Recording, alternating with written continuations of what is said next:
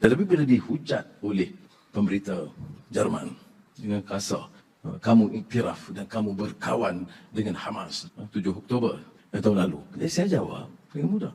Apakah masalah Israel Palestin itu bermula dengan 7 Oktober? Kemudian dengan interview panjang media Jerman yang besar dalam bahasa Inggris. Nakba itu tahun 1948. Rakyat Palestin dibunuh dan diusir keluar juta orang. Itu 1948. Tiap tahun kita tahu berita tentang pembantaian dan pembunuhan. Tidak mungkin dipadamkan, saya kata.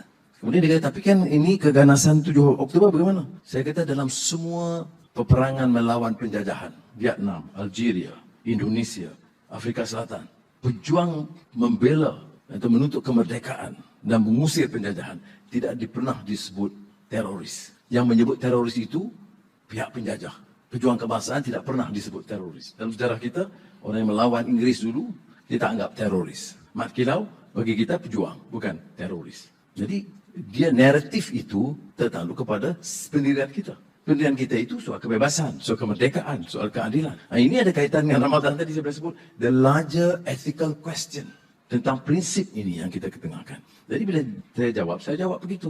Saya kata, Mandela, dulu Amerika dan negara barat, khususnya Inggris, menggelar beliau itu teroris. Dulu, setelah capai kebebasan dan beliau presiden, beliau dianggap pejuang keamanan hebat di dunia. Jangan lupa, 20 tahun dulu beliau teroris. Mengikut kacamata penjajah kemerdekaan.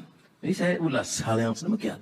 Apakah saya setuju pembunuhan bayi dan wanita? Kalau berlaku, saya tidak setuju oleh siapapun. Tapi mengapa soalan itu tidak ditanya kepada Netanyahu? Mengapa hanya kepada Hamas? Saya sebut ini karena banyak juga saya dapat beberapa ulasan mengapa Anwar memilih untuk menyokong pengganas Hamas. Saya tidak pernah menganggap mereka pengganas. Hubungan kita kekal sampai hari ini. Hubungan dengan badan politik Hamas. Dan Datuk Seri Zahid pun terus ada hubungan baik dengan mereka dari dulu.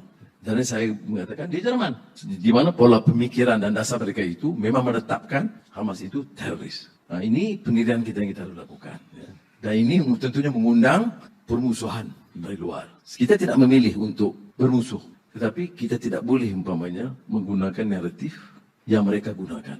Dan sampai bulan Ramadan, saya tengok kesengsaraan bayi, wanita dan rakyat di Gaza itu memang sudah keluar dari batasan kemanusiaan. Sebab itu bila saya jawab, saya kata, yes, where is the humanity? Where have you thrown humanitarian principles? Dan alhamdulillah sekurang-kurangnya seluruh dunia di kalangan sarjana, di kalangan pejuang dan ulama, mereka menyambut baik kenyataan itu. Saya bila solat Isya Tarawih di Masjid Berlin, kemudian Jumaat di Masjid Hamburg, itu saya lihat umpamanya umat itu memang melihat Malaysia itu sebagai suatu yang sangat positif yang membanggakan mereka.